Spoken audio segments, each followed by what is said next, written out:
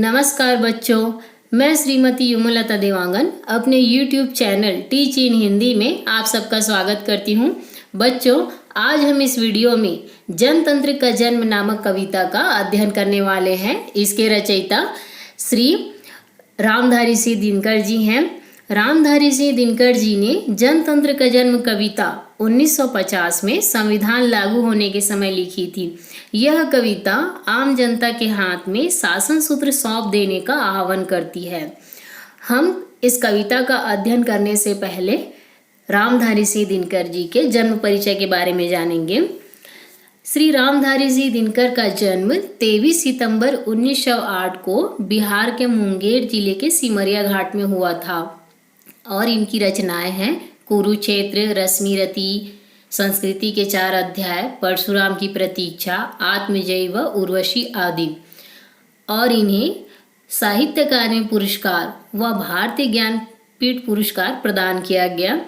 इन्हें पद्म विभूषण की उपाधि से भी अलंकृत किया गया।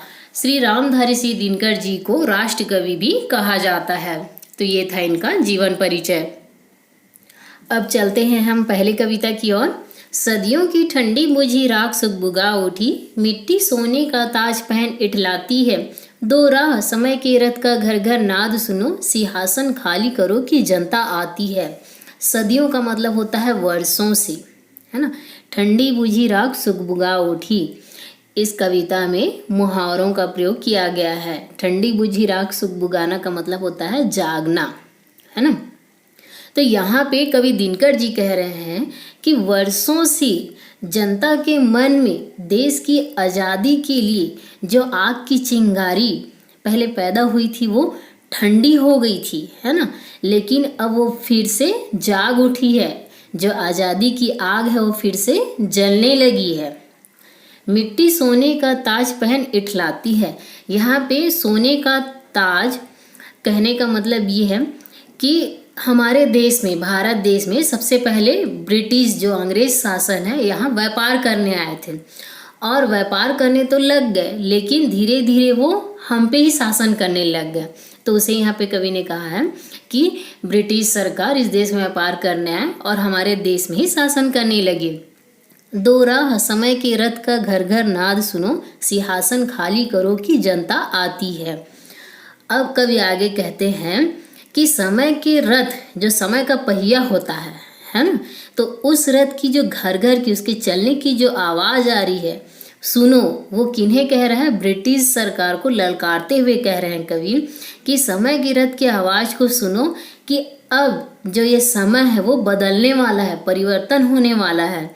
तुम अपना राजतंत्र का, क्योंकि वो अपना राजतंत्र शासन कर रहे थे, है ना, तो राजतंत्र का सिंहासन खाली कर दो, क्योंकि अब जनता जाग उठी है और अब गणतंत्र की स्थापना करने वाली है। अर्थात देश की शासन व्यवस्था जो है वो जनता के हाथों होनी चाहिए। कवि ये यहाँ पे कहना चाहते हैं। इस कविता से एक प्रश्न आता है कि कवि ने जनता के लिए सिंहासन खाली करने के लिए किसे और क्यों कहा है। तो इसका उत्तर है, कवि ने जनता के लिए सिंहासन खाली करने के लिए ब्रिटिश राजतंत्र को कहा, क्योंकि जनता गणतंत्र की स्थापना करने वाली है और अपना शासक स्वयं चुनने वाली है। क्योंकि जो भारत देश है, यहाँ की जनता अंग्रेजों के गुलामों से छुटकारा पाना चाहती थी, है ना, इसलिए वो खुद गणतंत्र की स्थापना करना चाहती थी ताकि वो अपना शासक स्वयं चुन सके और ब्रिटिश शासन से मुक्त हो सके। यहाँ पे सिंहासन खाली करो, ये भी मुहावरा है। सिंहासन खाली करो का मतलब होता है सत्ता छोड़ना या शासन समाप्त करना। अब देखते हैं दूसरे काव्यांश में। जनता हाँ मिट्टी की अबोध मूर्तें वहीं, जाड़े पाले की कसक सदा सहने वाली, जब अंग अंग में लगे सांप हो चूस रहे, तब भी ना कभी मुंह खोल दर्द सहने वाली। यहाँ पे अबोध का अर्थ होता है अज्ञान, मूर्ख, है ना। तो कवि दिनकर जी यहाँ पे कह रहे हैं कि हाँ ये वही जनता है जो मिट्टी से बनी हुई है ना। जैसे मिट्टी से कोई वस्तु बनती है तो अबोध होती है, अज्ञान, क्योंकि इसमें कोई ज्ञान नहीं होता।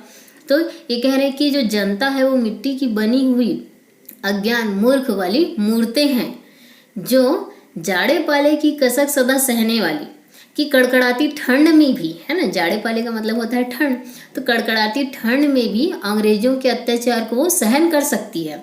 क्योंकि आपने देखा है कि मिट्टी हर चीज़, ठंड बरसात सारी चीज़ सहन कर लेती है, इसलिए यहाँ पे जनता को मिट्टी की अबोध मूर्तें कहा है ना, कि वो भी ब्रिटिश सरकार के अत्याचार को कड़कड़ाती ठंड में भी सहन कर लेती है, लेकिन कुछ भी नहीं कहती अपने मुंह से। जब अंग अंग में लगे सांप हो चूस रहे, तब भी ना कभी मुंह खोल दर्द सहने वाली। यहाँ पे सांप ब्रिटिश शासन को कहा गया है। कह रहे हैं कि जब ब्रिटिश राज्य जनता को सांप के समान चूस रहा था, उस पीड़ा को भी जनता ने झेल लिया, लेकिन कभी भी अपना मुंह नहीं खोला। परंतु अब जनता जाग गई है, अब अपना मुंह खोलकर जनतंत्र की मांग कर रही है। जनतंत्र मतलब जनता का मत, है ना, इस चीज की मांग वो कर रही है। इसमें से एक प्रश्न है, जनता की सहनशीलता के कवि ने क्या क्या उदाहरण दिए हैं, है ना, कि जनता क्या क्या सह सकती है। तो इसमें उत्तर लिखेंगे, जनता की सहनशीलता के उदाहरण देते हुए कवि कहते हैं कि जनता मिट्टी की तरह अबोध है, उन्हें कितना भी अत्याचार सहन करना पड़े वे चुपचाप सहन कर लेंगे, लेकिन अपना मुंह कभी भी नहीं खोलेंगे। अब तीसरे काव्य की ओर चलते हैं। जनता, हाँ लंबी बड़ी जीभ की वही कसम, जनता सचमुच ही बड़ी वेदना सहती है, सो ठीक, मगर आखिर इस पर जनमत क्या है प्रश्न गूढ़, जनता इस पर क्या कहती है। अब इस कविता में कवि दिनकर जी कहते हैं, मतलब वो अपनी लंबी और बड़ी जीभ से सौगंध खाते हुए, सौगंध का मतलब होता है कसम, है ना, तो अपनी कसम खाते हुए कहते हैं कि जनता ने सचमुच बहुत दुख व अत्याचार सहन किया है। वेदना का मतलब होता है पीड़ा, बहुत ही ज़्यादा पीड़ा अत्याचार सहन किया है। किन लोगों का? अंग्रेजों का, है ना, क्योंकि अंग्रेज पहले बहुत ही ज़्यादा अत्याचार करते थे। तो यहाँ पे उन्होंने जनता के दुख का वर्णन किया हुआ, कह रहे हैं कि सचमुच जनता ने बहुत ही ज़्यादा दुख व अत्याचार सहन किए हैं और बहुत ही ज़्यादा पीड़ा में है। अब सो ठीक, मगर आखिर इस पर जनमत क्या है प्रश्न गूढ़। प्रश्न गूढ़ का मतलब होता है रहस्य, है ना।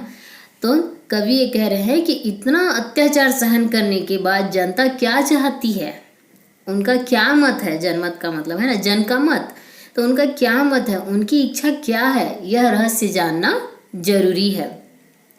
इस काव्य में समास का प्रयोग किया गया है, इसलिए यहाँ पे मैंने क्वेश्चन लिखा है, लंबी बड़ी में कौन सा समास का प्रयोग हुआ है। तो लंबी बड़ी में द्वंद्व समास का प्रयोग हुआ है। इसका आप विग्रह करेंगे तो लंबी और बड़ी। उसके बाद गूढ़ प्रश्न, है ना, इसमें कौन सा समास का प्रयोग हुआ है। तो गूढ़ प्रश्न में कर्मधारय समास का प्रयोग हुआ है।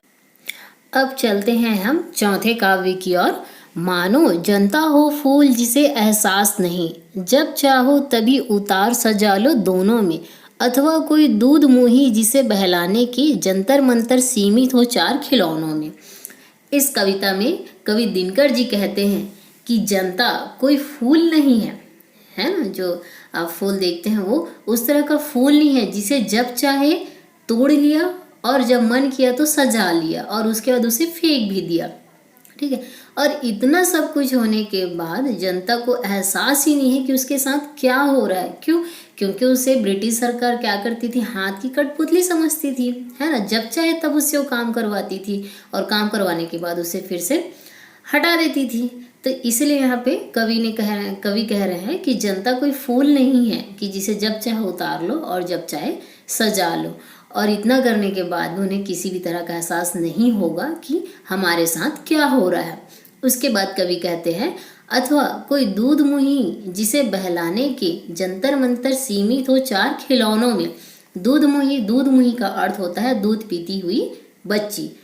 अब आगे कवि कहते हैं कि जनता कोई दूध पीती बच्ची नहीं है जिसे खिलौने और जादू मंत्र के द्वारा बहला सके। जंतर मंतर का मतलब होता है जादू मंत्र, है ना।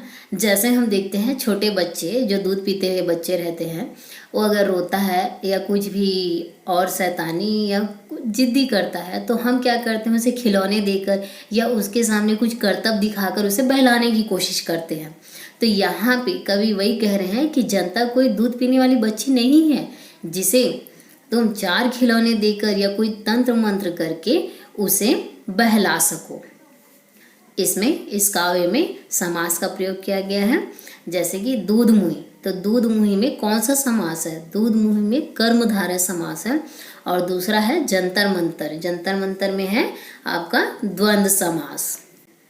अब चलते हैं पांचवें काव्य की ओर। लेकिन होता भूडोल बवंडर उठते हैं, जनता जब कोपा कुल से हो भ्रिकुटी चढ़ाती है। दोराह समय के रथ का घर घर नाद सुनो, सिंहासन खाली करो कि जनता आती है। भूडोल, भूडोल का अर्थ होता है भूमि का हिलना, बवंडर का अर्थ होता है तूफान, कोपाकुल मतलब क्रोध से व्याकुल, और भ्रिकुटी चढ़ाना यहाँ पे मुहावरा है। ये भ्रिकुटी चढ़ाना का मतलब होता है क्रोधित होना। तो इस कविता में कवि ने जनता की एकता की संगठन शक्ति के बारे में बताया हुआ है ना।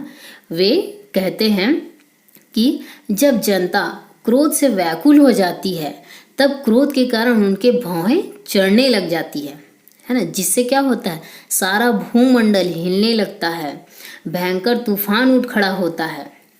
और कवि ब्रिटिश राजतंत्र को संबोधित करते हुए कहते हैं कि तुम समय के बदलाव को देखो, जो समय का परिवर्तन हो रहा है कि क्या हो रहा है ना।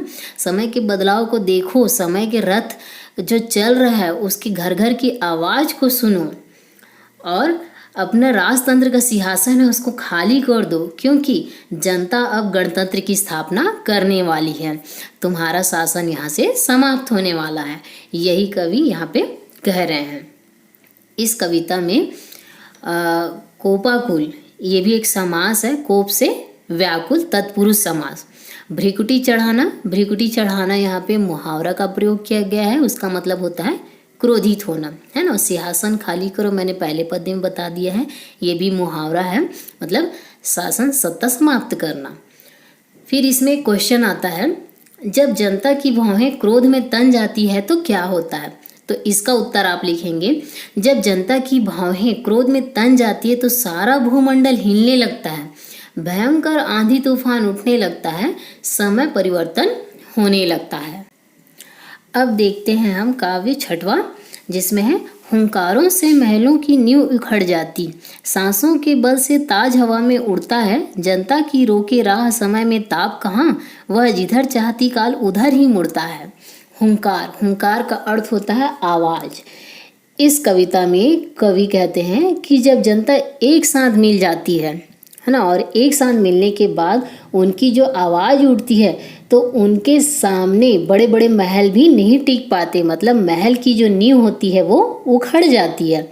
सांसों के बल से ताज हवा में उड़ता है, और जब एक साथ मिलते हैं पूरे जनता लोग और उनकी सांसों की जो तेज होती है, तीव्रता होती है, उससे राजाओं के ताज भी हवा में हिल जाते हैं, है ना, ठहर नहीं पाते उनके जगह में। जनता की रोके राह समय में ताब कहाँ, वह जिधर चाहती काल उधर ही मुड़ता है। अब कवि कहते हैं कि समय में भी इतनी ताकत नहीं है कि वो जनता के रास्तों को रोक सके, मतलब जनता जिस राह पे चल रही है उस राह को रोकने की हिम्मत अब समय में भी नहीं है। अब जनता जब चाहे तब अपने समय की दिशा को बदल सकती है ना। इसमें मुहावरा है हवा में ताज उड़ना, तो इसका अर्थ होता है राजतंत्र की समाप्ति। इस कविता में आप विशेष में लिख सकते हैं कि भाषा सहज व सरल है, ओज गुण और लोकतंत्र की शक्ति का महत्व बताया गया है। अब चलते हैं हम सातवें काव्य की ओर। अब्दों शताब्दियों सहस्राब्दों का अंधकार, बीता गवाक्ष अंबर के दहके जाते हैं, यह और नहीं कोई जनता की स्वप्न अजय, चीरते तिमिर का वक्ष उमड़ते जाते हैं। मैं पहले इसमें कुछ शब्द हैं उसका अर्थ आप लोग को बता देती हूँ। अब्दों का मतलब होता है वर्षों, शताब्दियों का मतलब होता है सैकड़ों वर्षों, और सहस्राब्दों का मतलब होता है हजारों वर्षों। यहाँ पे गवाक्ष दिया हुआ है, गवाक्ष का अर्थ होता है खिड़की, और अंबर का अर्थ तो आप जानते ही हैं आकाश। फिर दिया है तिमिर, तिमिर का अर्थ होता है अंधेरा, है ना। तो इस कविता में कवि ने जनता अपने सपनों को कैसे साकार करेगी उसका वर्णन किया है। और यहाँ पे कवि दिनकर जी कहते हैं कि सैकड़ों हजारों वर्षों का अंधकार अब समाप्त होने वाला है, जो गुलामी का अंधकार है वो अब समाप्त होने वाला है। आसमान की खिड़कियाँ भी रोशनी से चमक उठी है खुशी से, क्योंकि अब हमें गुलामी के घोर अंधकार से हम उजाले में आने वाले हैं। ये खुशी है, इसलिए आसमान की खिड़कियां भी उस रोशनी से चमक उठी है। यह और नहीं कोई जनता के स्वप्न अजय चीरते तिमिर का वक्ष उमड़ते जाते हैं। अब आगे कहते हैं कि गुलामी के घोर अंधकार से बाहर निकलने का स्वप्न किसी और को नहीं, जनता को है। कहने का मतलब यह है कि गुलामी से घोर अंधकार से बाहर निकलने का स्वप्न सिर्फ और सिर्फ जनता देख रही है, कोई और भी नहीं। तो इसमें एक प्रश्न है कि गुलामी के घोर अंधकार से बाहर निकलने का सपना किसका है? तो गुलामी के घोर अंधकार से बाहर निकलने का सपना जनता का है। अब देखते हैं 8वें काव्य में क्या है। सबसे विराट जनतंत्र जगत का आ पहुंचा, 33 कोटि हित सिंहासन तैयार करो। अभिषेक आज राजा का नहीं प्रजा का है, 33 कोटि जनता के सिर पर मुकुट धरो। विराट, विराट का मतलब होता है बहुत बड़ा, जनतंत्र मतलब जनता का तंत्र, है ना। और अभिषेक, अभिषेक मतलब जो राज्याभिषेक होता है वो।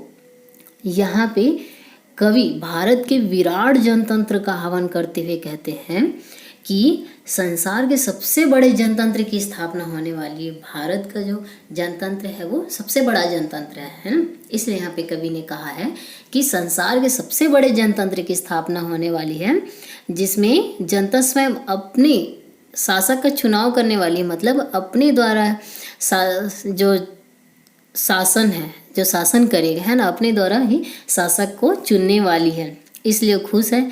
और आगे कहते हैं कि आज जो राज्याभिषेक है वो राजा का नहीं बल्कि प्रजा का होने वाला है। जैसे कि आप लोग हमेशा देखते हैं कि राज्याभिषेक जो होता है वो एक राजा का ही होता है अधिकतर, है ना। लेकिन यहाँ पे कहा गया है कि आज जो राज्याभिषेक होगा वो राजा का नहीं बल्कि प्रजा का होगा, आम जनता का होगा। और आज 33 करोड़ जनता के सिर पर मुकुट विराजमान होंगे। कहने का मतलब ये है कि 33 करोड़ जनता, जो भारत की जनता है, उनका सपना पूरा होने वाला है। कौन सा सपना? कि वो खुद आज गणतंत्र की स्थापना करने वाले हैं और अपने ही शासक का चुनाव करने वाले हैं। ये सपना उनका पूरा होने वाला है। यहाँ पे एक प्रश्न है, अभिषेक आज राजा का नहीं प्रजा का है, यह किस अवसर के लिए कहा गया है? तो इसका उत्तर है कि भारत में गणतंत्र की स्थापना होने वाली है, इसलिए प्रजा का अभिषेक करने को कहा गया है। और यहाँ पे इस काव्य में एक मुहावरा भी है कि जनता के सिर पर मुकुट धरो। कहने का मतलब आपका सिर पर मुकुट धरना, उसका अर्थ होता है राज्याभिषेक करना। अब हम चलते हैं 9वें काव्य की ओर, जिसमें है आरती लिए तू किसे ढूंढता है मूरख, मंदिरों राज प्रसादों में तहखानों में, देवता कहीं सड़कों पर गिट्टी तोड़ रहे, देवता मिलेंगे खेतों में खलिहानों में। इसके प्रसंग में आप लिखेंगे कि जनता को ईश्वर का प्रतिनिधि मानते हुए कवि कहते हैं। अब क्या कहते हैं ये देखते हैं कि कवि दिनकर जी कहते हैं कि तुम मूर्ख हो जो आरती की थाली सजाए हुए ईश्वर को कहाँ कहाँ ढूंढ रहे हो? मंदिरों में, राजप्रसादों, राजप्रसादों का मतलब होता है महल, है ना, महलों में और तहखानों में ढूंढ रहे हो। ईश्वर तुम्हें वहाँ नहीं मिलेंगे। कहाँ मिलेंगे? देवता कहीं सड़कों पर गिट्टी तोड़ रहे, देवता मिलेंगे खेतों में खलिहानों में। कवि कहते हैं कि हमारे ईश्वर तो वे हैं जो सड़कों पर गिट्टी तोड़ रहे हैं, खेतों और खलिहानों में अपने परिश्रम से धरती को सींच रहे हैं। अपने परिश्रम से धरती को सींचना कहने का मतलब है कि जब मजदूर कार्य करते हैं तो उनके शरीर से पसीना आता है, तो उसी पसीने से धरती को सींच रहे हैं। और वास्तव में ये मजदूर और किसान ही हमारे ईश्वर हैं। इसमें एक क्वेश्चन है, कवि ने गिट्टी तोड़ने वालों और खेतों में काम करने वालों को देवता क्यों कहा? ये क्वेश्चन आ चुका है कई बार। इसका उत्तर है, मजदूरों और किसानों के बिना समाज का विकास संभव नहीं है। आप लोग खुद देखते हो कि आप अपने घर के कुछ कामों के लिए या खेतों के कामों के लिए मजदूर लगाते हो, है ना, तो उनके बिना समाज का विकास संभव नहीं है। इन्हीं के परिश्रम से जनजीवन का कल्याण हो रहा है, इसलिए कवि ने इन्हें देवता कहा है। अब देखते हैं अंतिम काव्य। फावड़े और हल राजदंड बनने को है, धूसरता सोने से श्रृंगार सजाती है।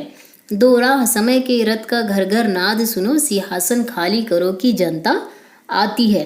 यहाँ पे कवि ने मजदूरों के श्रम के महत्व का वर्णन किया है और कवि दिनकर जी कहते हैं कि अब फावड़े और हल से राज्य का श्रृंगार किया जाएगा। कहने का मतलब फावड़े और हल को ही राज्य का प्रतीक माना जाएगा, मतलब राजदंड बनाया जाएगा।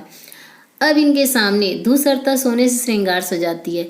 अब हल और फावड़े के सामने सोने की चमक भी फीकी पड़ जाएगी।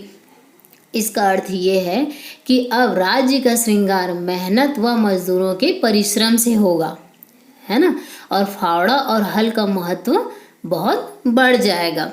अब आगे कहते हैं कि वक्त की आवाज़ सुनो। किसे कह रहे हैं? ब्रिटिश राजतंत्र को कवि कहते हैं कि वक्त की आवाज़ सुनो, जो समय है वो बदल रहा है, परिवर्तन हो रहा है। तुम अपने राजतंत्र का सिंहासन खाली कर दो, क्योंकि सिंहासन पर राज करने अब जनता आ रही है ना, इसलिए तुम यहाँ से अपनी सत्ता समाप्त करके चले जाओ, ऐसा यहाँ पे कवि कह रहे हैं। इसके विशेष में आप लिख सकते हैं, इसमें ओज गुण तथा भाषा प्रवाहमयी है और यहाँ पे मजदूरों के श्रम के महत्व को बताया गया है और गणतंत्र की स्थापना पर बल दिया गया है। इसमें क्वेश्चंस आते हैं, कवि ने किसको राजदंड बनाने की बात कही है? तो कवि ने फावड़े और हल, दो चीज़ें हैं, है ना, उनको राजदंड बनाने की बात कही है। और ये क्वेश्चन है जो दूसरा, वो ऑब्जेक्टिव क्वेश्चन में भी कई बार पूछा है, बहुत ही इंपॉर्टेंट क्वेश्चन है। जगत का सबसे बड़ा विराट जनतंत्र किसे कहा गया है? तो इसका उत्तर है, जगत का सबसे बड़ा विराट जनतंत्र भारत के जनतंत्र को कहा गया है। इस तरह से आपका जनतंत्र का जन्म कविता, जो श्री रामधारी सिंह द्वारा रचित है, वो पूरी समाप्त होती है। और मुझे लगता है आप लोगों को ये जनतंत्र का जन्म कविता बहुत ही अच्छे से समझ में आ गई होगी, वो भी बहुत ही आसान और सरल तरीके से। अगर आप लोगों को जनतंत्र का जन्म कविता अच्छे से समझ में आ गई हो तो इस वीडियो को लाइक व अपने क्लासमेट को शेयर करें और साथ ही मेरे इस चैनल टीच इन हिंदी को सब्सक्राइब करना ना भूलें। धन्यवाद।